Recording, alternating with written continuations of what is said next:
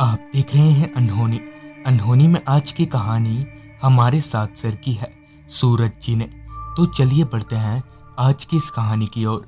आज की इस वीडियो में आगे बढ़ने से पहले अगर आपने अभी तक अनहोनी चैनल को सब्सक्राइब नहीं किया है तो कर लें, और ऐसे ही और वीडियोस के लिए देखें डार्क फाइल्स।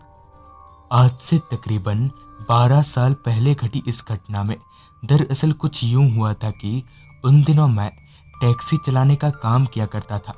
टैक्सी चलाते हुए अभी मुझे यही कोई एक आध महीना ही बीता होगा, जिस वजह से शहर के बारे में मैं उतना कुछ जानता नहीं था। हालांकि ऐसा भी नहीं था कि मुझे कुछ भी ना पता हो, थोड़ा बहुत तो मैं जान ही गया था।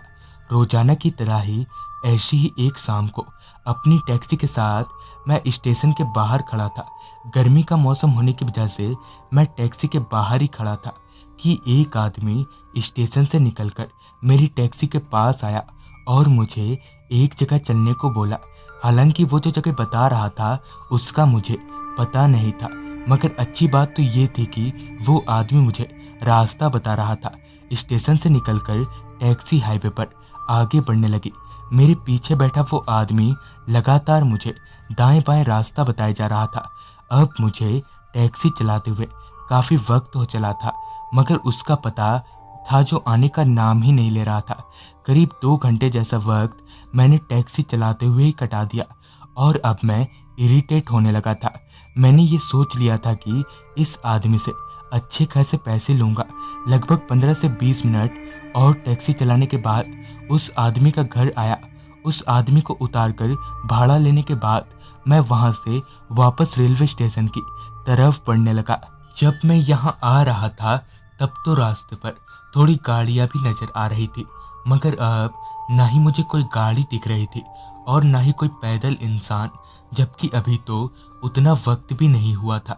उस सुनसान रास्ते पर टैक्सी भगाते हुए मैं अभी आगे बढ़े जा रहा था। रास्ता खाली होने की वजह से मुझे थोड़ा डर सा लग रहा था, मगर मैं टैक्सी के भीतर था, जिस वजह से मेरी थोड़ी हिम्मत बंधी हुई थी।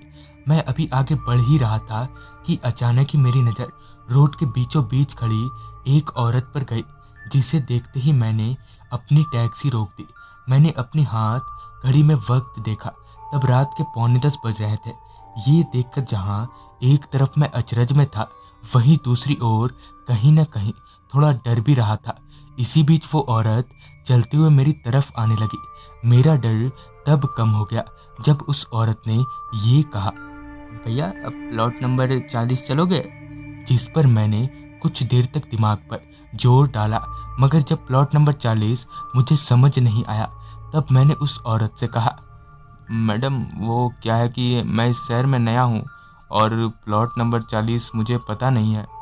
जिस पर उस औरत ने ड्राइविंग सीट के बगल में दरवाज़ा खोला और बैठते हुए बोली, अच्छा चलिए मैं आपको रास्ता बताती हूँ। उस औरत के बोलने पर मैंने टैक्सी को आगे बढ़ा लिया। कुछ देर में ही हमारी बातचीत शुरू हुई। बातों ही बातों में उस औरत ने बताया कि वो प्लॉट नंबर 40 में पिछले 5 दिनों से रह रही है और अब बस 1 या 2 दिन ही रहेगी। जिस पर मैंने उससे पूछते हुए कहा, बस 1 या 2 दिन? अभी हम लोग आगे बढ़ ही रहे थे कि अचानक ही मेरी टैक्सी झटका खाने लगी और 2-4 झटकों में ही बंद हो गई। मगर फिर 1-2 बार चाबी घुमाने पर ही मेरी टैक्सी ऑन हो गई। मैंने चैन की सांस लेते हुए उस औरत की तरफ पलटा तो पाया कि वो औरत वहां है ही नहीं। ये देखकर मेरी तो जान ही सूख गई कि इतनी जल्दी वो औरत कहाँ चली गई, जबकि ना ही तो दरवाजा खोलने की आवाज़ आई थी और ना ही कोई दूसरी आवाज़। फिर जब मैं गाड़ी से नीचे उतरा तब पाया कि मेरी दाईं तरफ एक घर के बोर्ड टंगा है। मैंने उस बोर्ड को पढ़ा तो उसमें लिखा था, प्लॉट नंबर 40 तुलसीवाड़ी मुर्दाघर। ये देखकर मेरी बची कुची हिम्मत भी जवाब देने लगी। मैंने मुर्दाघर के बाहर चेयर पर बैठे गार्ड को पूरी बात बताई, जिस पर उस गार्ड ने हल्के से मुस्कुराया और अपनी जगह से उठते हुए बोला, मेरे पीछे चलो। मैं उस गार्ड के कहे मुताबिक उसके साथ साथ मुर्दाघर के भीतर जाने लगा। मुर्दाघर में दाखिल होते ही मेरी नज़र ढेर सारे लाशों पर गई, जिनमें से एक लाश के पास जाकर वो गार्ड रुक गया और लाश के मुंह पर से कपड़ा हटाते हुए बोला, कहीं ये तो नहीं थी वो औरत? जब मैंने लाश की तरफ देखा तो मेरे होश उड़ गए। दरअसल ये वही औरत थी जो कुछ देर पहले मेरी टैक्सी में बैठी थी। आगे उस गार्ड ने बताया कि पिछले 5 दिनों से ये लाश यहीं पड़ी है और इन 5 दिनों में तुम्हारी ही तरह कई लोगों को लेकर ये औरत यहाँ आई है। तो दोस्तों, ये थी सूरज जी की भेजी गई कहानी। अगर आपके पास भी ऐसी कोई कहानियाँ हैं तो हमारे साथ ज़रूर शेयर करें। तो मैं आर्यन जल्द ही मिलूंगा आपसे ऐसी ही एक कहानी के साथ।